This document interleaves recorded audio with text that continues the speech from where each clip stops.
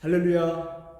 참된 신앙이라는 것은 하나님을 만족해 하는 신앙이지 우리의 마음을, 우리를 만족해 하는 것이 아닙니다. 만약에 우리의 두려움과 근심과 걱정이 있다면 무엇 때문에 그것이 생겼는지 돌아보길 바라보고요. 오직 하나님만 의지하고 믿음으로 우리가 기뻐하며 나아갈 수 있는 우리가 되길 원합니다. 우리 함께 찬양 드리겠습니다.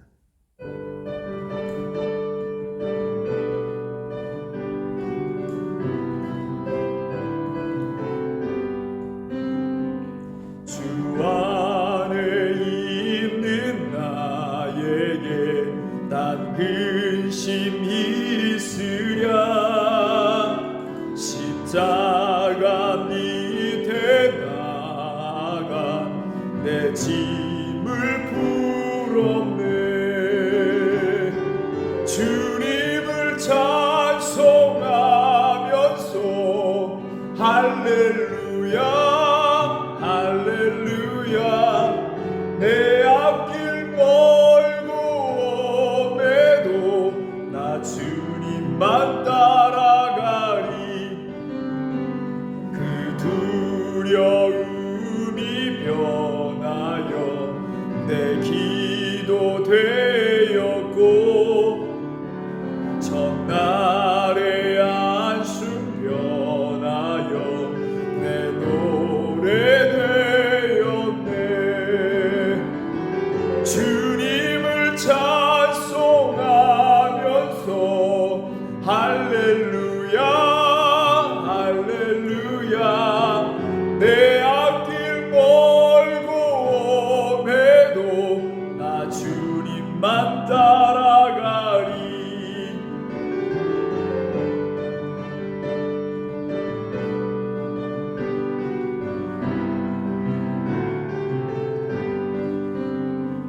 내 주와 맺은 언약은 영불변하시니 그 나라 가기까지는 늘 보호하시네. 주님을 찬송하면서 할렐루야 할렐루야. 내 앞길 멀고 험해도 나 주님만 따라가리.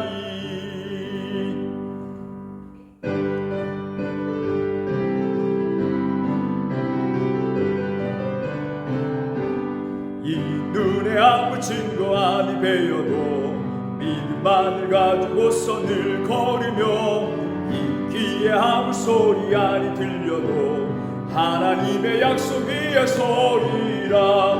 걸어가세 믿음 위에 서서 나가세 나가세 의심 버리고 걸어가세 믿음 위에 서서 눈과 귀에 아무 증거 없어도 이 눈에 보기에는 어떠하든지 이미 얻은 증거대로 늘 믿으며 마음에 의심 없이 살아갈 때에 우리 소원 주 안에서 이루리. 걸어가세 믿음 위에 서서 나가세 나가세 의심 버리고 걸어가세 믿음 위에 서서 눈과 귀에 아무 증거 없어도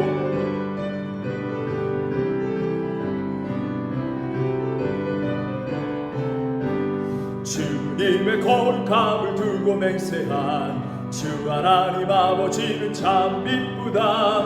그 귀한 모든 약속 믿는 자에게 능치 못할 무슨 일이 있을까.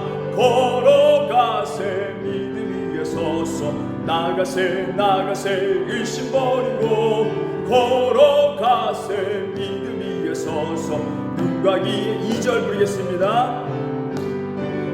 눈에 보기에는 어떠하든지 이미 얻은 증거대로 늘 믿으며 이 마음에 의심 없이 살아갈 때에 우리 소원 주 안에서 이루리. 걸어가세 믿음 위에 서서 나가세 의심 버리고 걸어가세 믿음 위에 서서 눈 가기에 아무 증거 없어도 우리가 찬양으로 고백한 것과 같이 이 눈에 보기에는 어떠하든지 이미 얻은 증거대로 늘 믿음이 우리 신앙생활 가운데 이미 하나님께서 베풀으신 은혜 도와주셨던 은혜 역사를 일으켜주신 그 역사를 우리가 잊지 말고 지금 어떤 상황 가운데 있다 할지라도 두려워하지 말고 하나님을 의지하고 또 하나님 우리에게 주신 약속을 믿고 나아갈 수 있는 우리 신앙인들이 되게 하여 주시옵소서. 우리 대한민국 모든 성도 되게 하여 주시옵소서. 우리 함께 통성을 기도하며 나갑니다. 주여 주여 주여요. 하나님 우리 두려워하지 않기를 원합니다. 주여 우리에게 베푸신 그 은혜를 생각하며 감사히 여기며 기뻐하며 우리와 함께 하신 하나님 지금도 역사하시고 우리와 함께 하신 하나님을 선포하며 나아갈 수 있도록 도와주시옵소서. 우리에게 큰 믿음 허락하여 주시옵소서. 두려워하고 걱정하는 마음이 사라지게 하여 주시옵소서. 그것이 무엇 때문에 생겼는지 돌아보게 하시고 우리가 믿음을 갖고 나아갈 수 있도록 도와주소서. 모든 시선을 하나님께 돌리며 하나님만을 의지하며 나아갈 수 있는 신령들이 되게 하여 주시옵소서.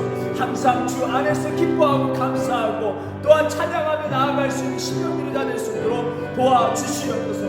우리가 이렇게 믿음으로 나아가고 선포하며 나아갈 때 하나님께서 주 안에서 모든 것을 이루고 또 한적하게 선 이루게 하시는 하나님 선포하며 믿음에 나아가오리. 하나님 역사하여 주시옵소서.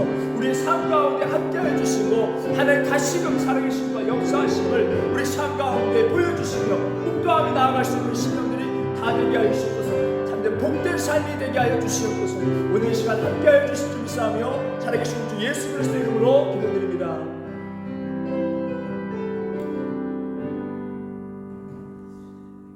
오늘 우리에게 주신 하나님 말씀 에스겔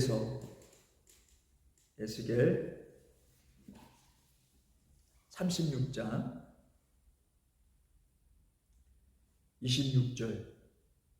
26절부터 28절에 있는 말씀 우리 함께 봉독할 때에 우리 한 목소리로 합독하겠습니다. 에스겔서 36장 26절에서 28절에 있는 말씀입니다. 읽겠습니다. 시작. 또 새 영을 너희 속에 두고 새 마음을 너에게 주되 너희 육신에서 굳은 마음을 제거하고 부드러운 마음을 줄 것이며 또 내 영을 너희 속에 두어 너희로 내 율례를 행하게 하리니 너희가 내 규례를 지켜 행할지라. 내가 너희 조상들에게 준 땅에서 너희가 거주하면서 내 백성이 되고 나는 너희 하나님이 되리라. 아멘. 하나님이 주인 되시는 삶이라는 제목으로 하나님 말씀 전하겠습니다. 유대인들이 율법 중심적으로 살아가는 것, 실질적으로는 그것이 나쁜 것이 아닙니다. 또 오늘날 우리에게 하나님 주신 그 법대로 살아가되 루터가 말했던 것처럼 우리가 마음속에서 우러나는 그러한 법을 지켜 나가자는 것.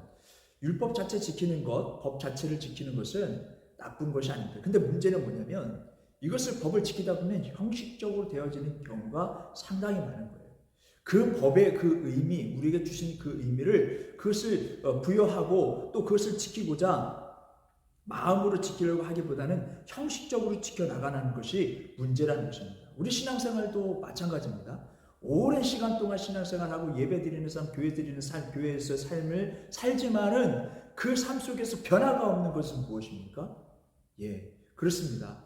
정말 우리가 형식적으로 신앙생활하고 있다는 똑같은 것입니다. 율법 시대나 지금의 시대나 예수님께서 동일하게 말씀, 다시 태어나라라는 거예요. 그 형식적인 그 삶 속에서 대표적으로 니고데모가 정말 하나님의 아들이시구나, 하나님의 아들 외에는 이걸 할 수 없는 일인데 하면서 하나님이 인정하면서 나왔죠. 그는 어떤 사람이었습니까? 예, 사내들인 공의의 의원이었습니다. 사내들인 공의의 의원인 정도면은 상당히 유대인에서 가장 높은 지위, 또 재판할 수 있는 권한, 그렇지만 로마의 밑에 있었기 때문에 사람에게 사형을 선고할 수 없는 그러한 의회였습니다. 근데 그나마 거기서도 가장 높은 위치에 있었던 사람이죠. 바리새인이었고요. 율법을 그토록 잘 지켰던 사람입니다.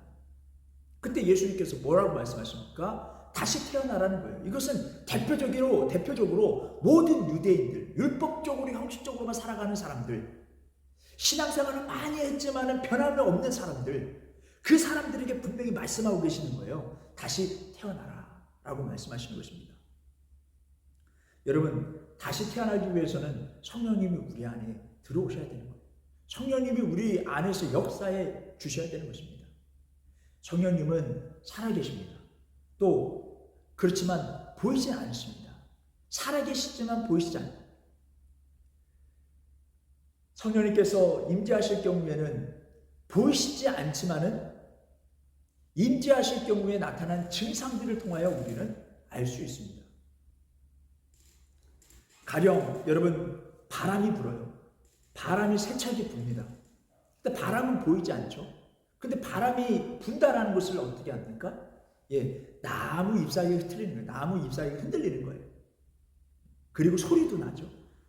그리고 그 바람이 우리 몸에 부딪혔을 때의 찬 기운을 느끼게 됩니다. 이렇게 바람이 임할 때에 나무의 그 동태를 보고 움직이는 것을 보고 또 소리를 듣고 우리가 바람이구나.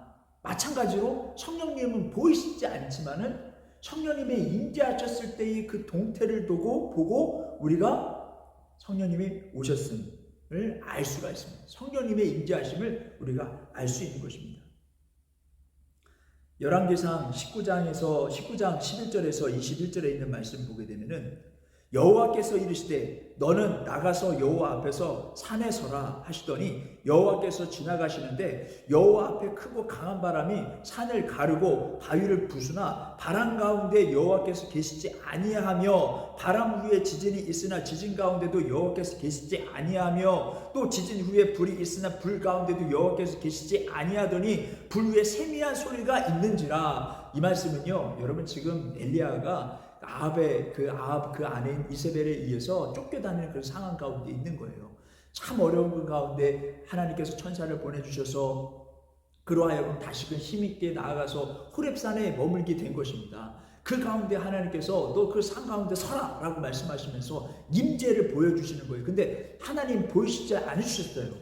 바람으로 보여주시고 그 바람이요 어마어마한 바람인 거예요. 그것이 엄청난 속도로 밀어붙이는 바람이었습니다.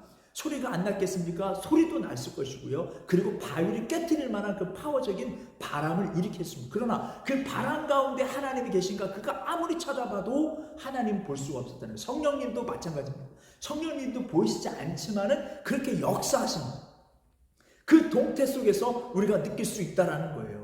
그리고 그 지진이 막 일어나고 또 불 가운데 하나님께서 그렇게 불처럼 역사하셨지만은 불 가운데 아무리 찾아봐도 하나님의 형상을 볼 수 없었던 것. 마찬가지로 성령님도 보이시지 않지만은 분명히 살아서 역사하고 계시다는 것을 우리에게 말씀하고 계시는 거예요. 그렇다고 여러분, 우리가 성령님을 바람이라고 말할 수 있겠습니까? 그런 현상들을 보고 하나님이라고 말할 수 없는 거예요. 지진이 일어났다고 해서 그것이 하나님이다 말할 수 있습니까? 없습니다. 불이 났다고 해서 그 불 가운데 성령이 계신다 말할 수 있습니까? 그럴 수 없는 것입니다. 우리는 그 동태를 보고 그것을 하나님이라고 말할 수 없습니다. 또 마치 예수님께서 세례를 받고 올라오실 때에 그때 하늘에서 성령님이 비둘기같이 임하셨다 함으로 인해서 비둘기라고 말할 수 있습니까? 그렇게 말할 수 없는 것입니다. 또 이사야 61장 1절에 있는 말씀과 같이 기름 부음같이 임하셨다라는 말씀이 있어요. 그러니까 그 기름 부음을 통해서 하나님이라 성령님이라 이렇게 말할 수 있습니까? 그럴 수 없는 것입니다. 또는 요한복음 7장 38절에 39절에 있는 말씀과 같이 그 배에서 생수의 강이 흘러넘친다. 그래서 그 강을 가지고 우리가 성령님이라고 말할 수 있습니까? 그렇지 않다라는 것이죠. 그러한 모든 것은 그냥 현상일 뿐입니다. 그러나 그 가운데는 성령님은 볼 수가 없습니다. 하나님이시기 때문에, 영적인 존재이시기 때문에 우리가 육체를 입고 있고 육체의 그 제한된 몸속에 있는 그 가운데에 우리가 볼 수 없다 된다라는 것을 우리는 알아야 됩니다.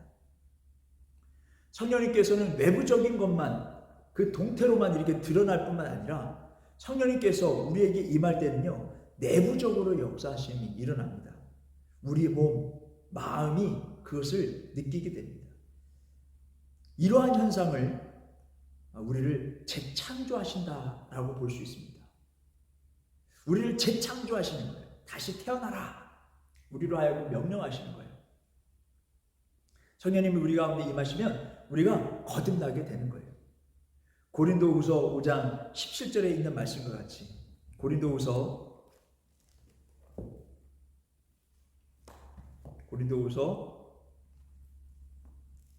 5장 17절.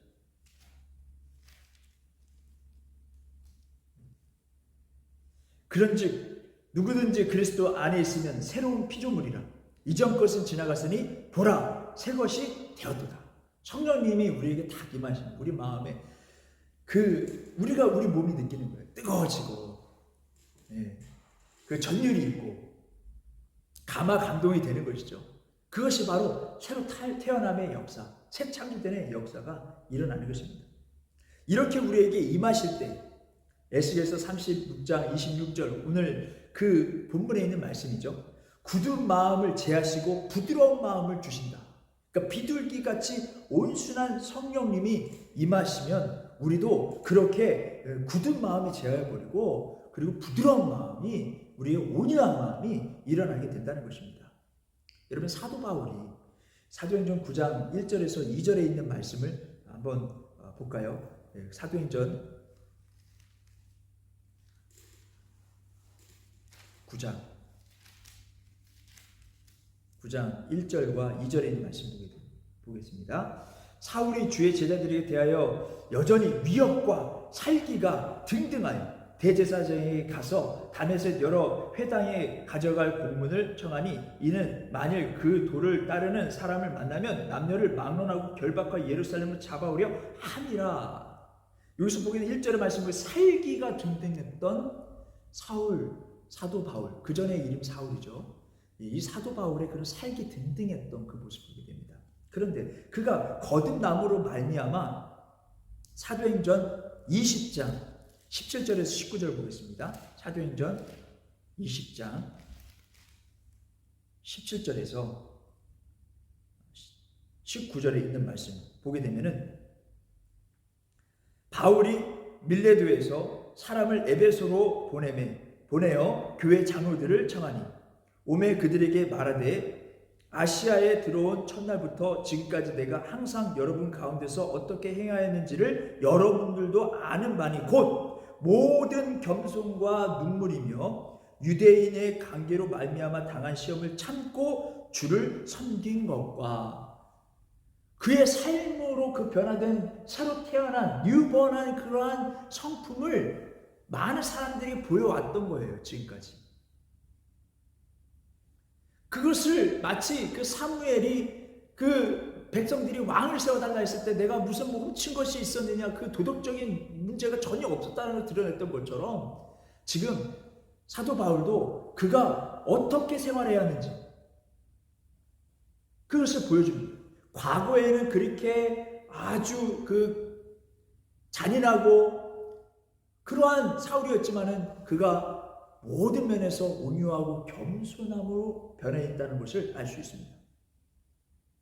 여러분, 베드로도 마찬가지입니다. 요한복음 18장 10절에 있는 말씀 보게 되면 혈기가 아주 많았던 베드로. 근데 그가 어떻게 됐습니까? 선함과 온유함을 권면하는 사람으로서의 삶을 살아가는 것을 보게 됩니다. 그러니까 우리가 다시 태어나면 성령님으로 다시 우리가 다시 태어나게 되면 우리가 이렇게 온유한 마음이 일어날 수 있다는 것을 우리에게 말씀하고 계시는 거예요. 주님을 따르는 제자들에게 이렇게 우선적으로 온유한 마음을 주시는 거예요. 다시 태어나라. 다시 태어나라. 온유한 마음을 가지라. 이렇게 말씀합니다. 이 온유한 마음으로 선함으로 대하며 특별히 가정과 이 교회, 우리가 속한 모든 공동체에 나아가길 주님은 원하신다는 것입니다.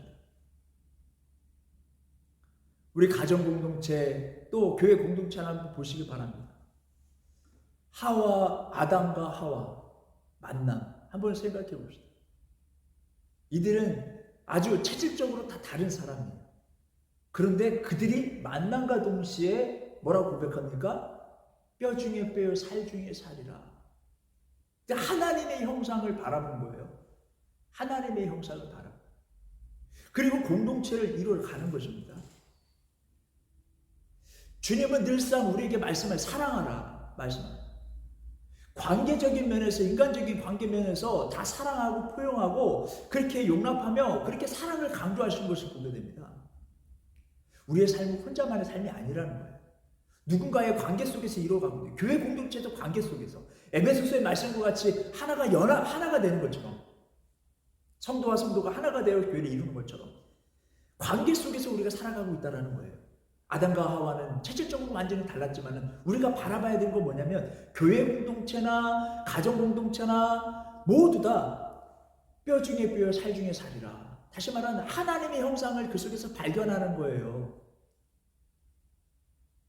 그렇게 고백하며 나아가고 공동체를 이루어 나가는 거죠. 거기서 끝나는 게 아니라 오늘 우리에게 주신 다시 태어나라라는 거예요. 온유한 마음으로 살아가는 거예요. 온유한 마음으로 그 가정의 공동체, 교회의 공동체를 이루면서 나아가라고 주님 말씀하고 계시는 거예요.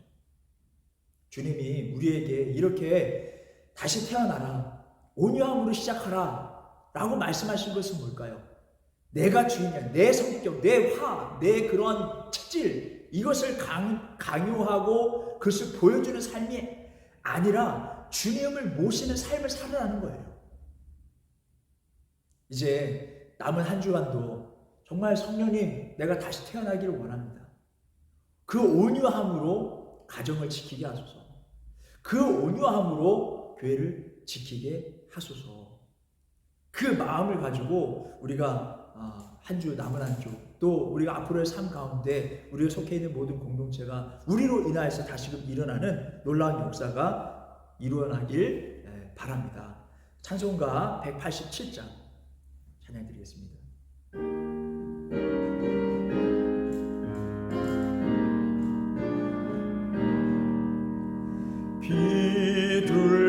비둘기같이 온유한 은혜의 성령 오셔서 거친 맘 만지사 위로와 평화 주소서. 진리의 빛을 비추사 주의 길 바로 걸으며 주님을 옆에 모시고 경건히 살게 하소서.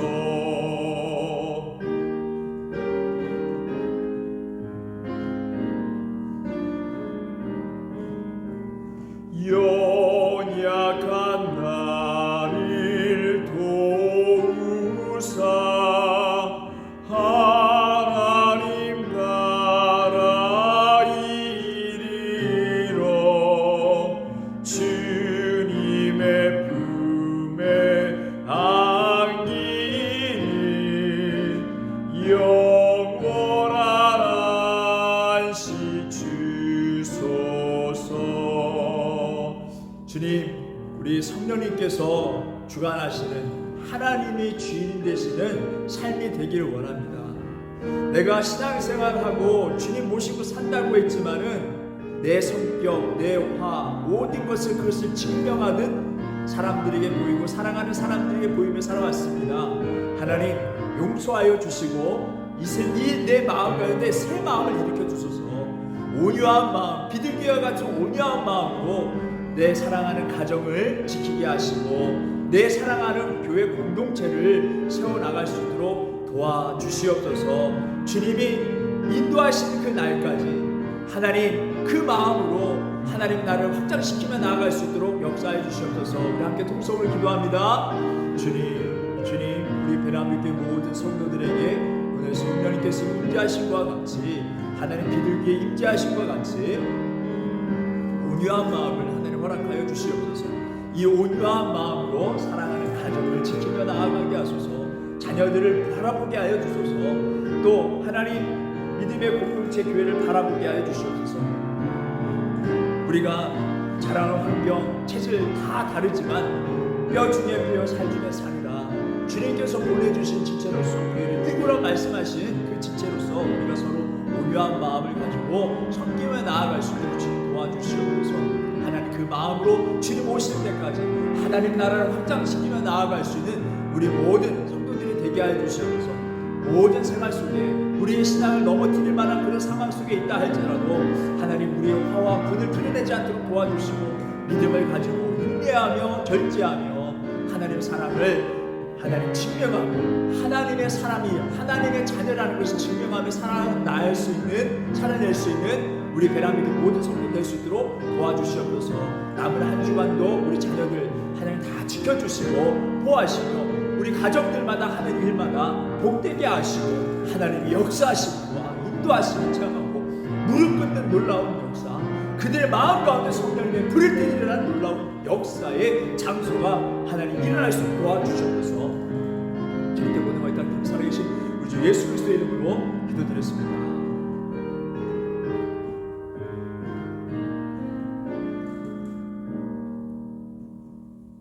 이제는 우리 주 예수 그리스도의 은혜와 하나님의 극진하신 사랑과 성령님의 교통하심이 베란교회 모든 성도들과 그들의 가정과 학업과 사업이 함께 없으시길 간절히 축원하옵나이다.